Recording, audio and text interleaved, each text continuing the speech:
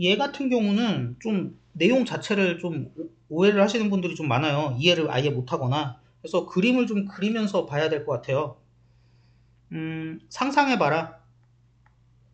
너가 페달을 밟고 있다고, 우리 자전거를. 평지에서. 평평한 도로니까. 그러니까 자전거 타고 있다는 얘기죠. 페달 밟으며 자전거 타는 중이다. 근데 너가 페달 밟는 걸 멈췄고, 그래서 이제는 작동하는 힘이 없어. 너를 앞으로 나아가게 해주는 그런 힘이 작동을 안 해, 이제. 그래서 페달 멈추면은 이제 전진시키는 힘이 없는 거죠. 그러면 what happens? 무엇이 일어나겠니? 너는 점차 느려질 거야. 서서히 감속을 하겠지. 상식적으로 당연한 얘기죠. 그런데 어떻게 너는 느려질까? 더 급작스럽게, 더 짧은 거리에서. 그러니까 급정거는 어떻게 할까 이거죠.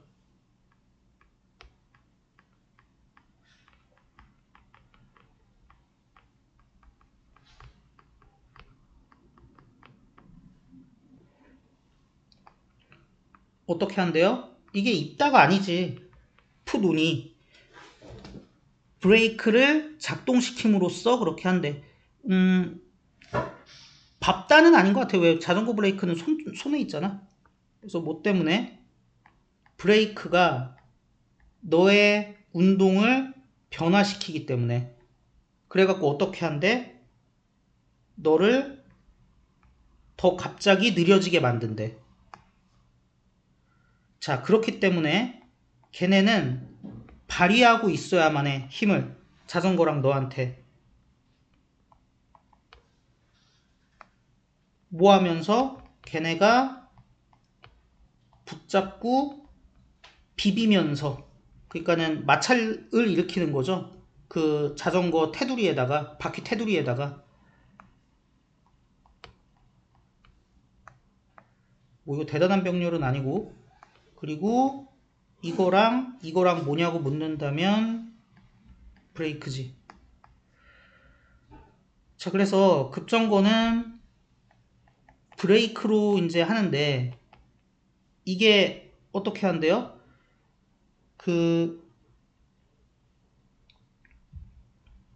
저기 뭐야, 너의 움직임을 바꿔서 갑자기 뭐 느려지게 한다.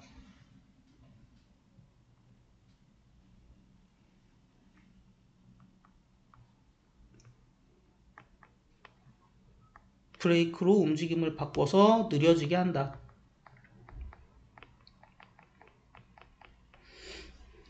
이게 조금 내용을 이해를 하시려면, 사실 직접 연결되어 있는 건 아닌데 그냥 연결되어 있다고 칩시다.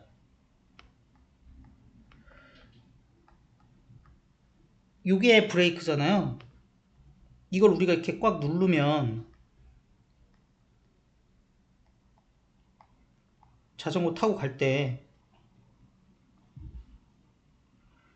이 중간에 베어링이 있어요. 이게 사실상 브레이크랑 뭐 여러 가지로 연결이 돼 있는 건데, 이 부분이 이 바퀴의 테두리 림이잖아요. 그러면은 일단 이 부분이 흔히 말하는 바퀴살이라 그러죠. 그걸 통해서 이렇게 연결이 돼 있어야 돼. 붙잡고 있어야 돼, 이 림을. 그러면 여기서 뭐가 일어난 거야? 붙잡는 게 일어난 거죠.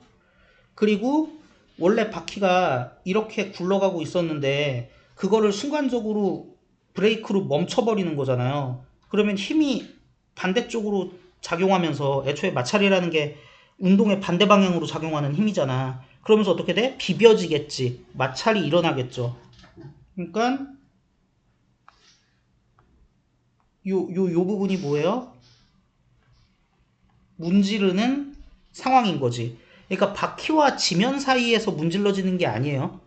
이 멈추면서 그 브레이크가 가하는 이 멈추는 힘이랑 원래 돌아가고 있던 그 바퀴 림이랑 이게 마찰력이 생기는 겁니다. 그래서 뭐 바로 나오죠. 이게 바로 힘인데 뭐라고 불리는 힘이래요? 마찰력이라고 불리는 힘이래.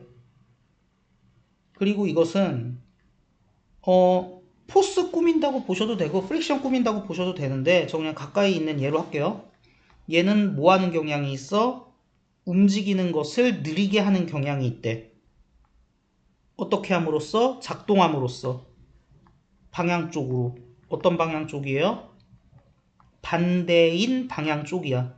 무브먼트의 운동의 반대인 방향, 이게 전형적으로 마찰력에 대한 정의죠. 그 운동의 반대 방향 쪽으로 작동하면서 움직이는 물체를 느리게 하는 경향이 있대요. 그리고 그것이 바로 백워즈래. 그래서 3번이지. 이게 바로 마찰력이고 이것은 운동의 반대 방향으로 작동해서 속도를 낮추는 거다. 그리고 뭐 경우에 따라서는 아예 멈추게 할 수도 있겠죠. 그리고 이제 이거를 뭐 굳이 얘기해야 되나 싶긴 한데 이게 디렉션부터 그냥 쓸게요.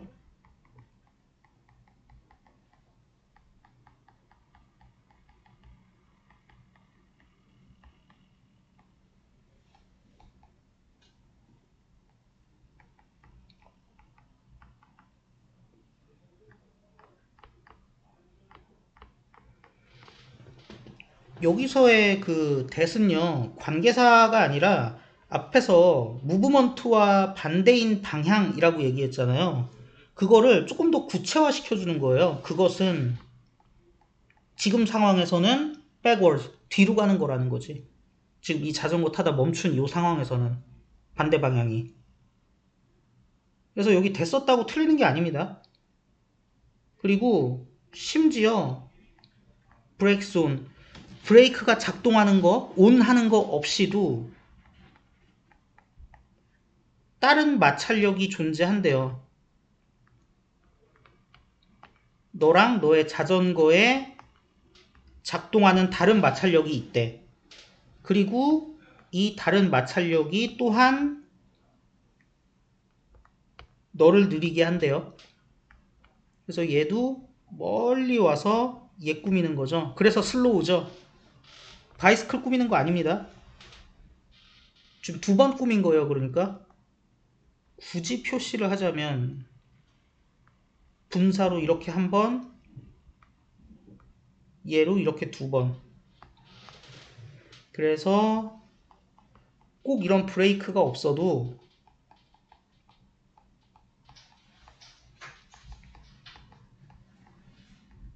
마찰력이 작동한다.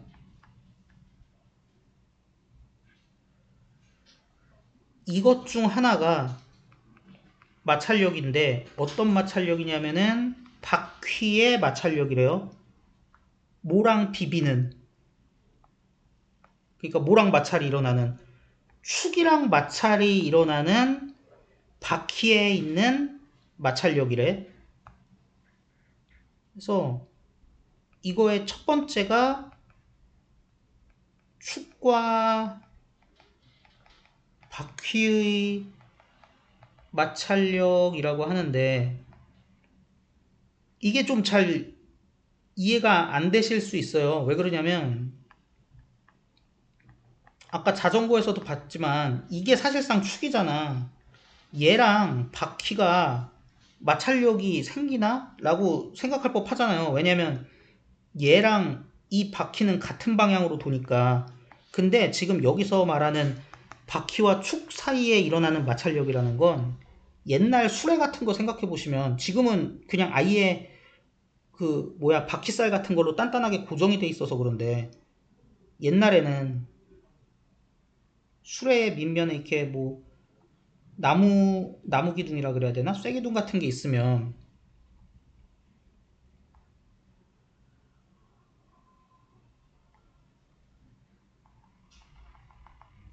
얘를 여기다 이렇게 끼워 갖고 반대쪽 단면도를 보면은 대충 이렇게 돼 갖고 이렇게 굴러가잖아.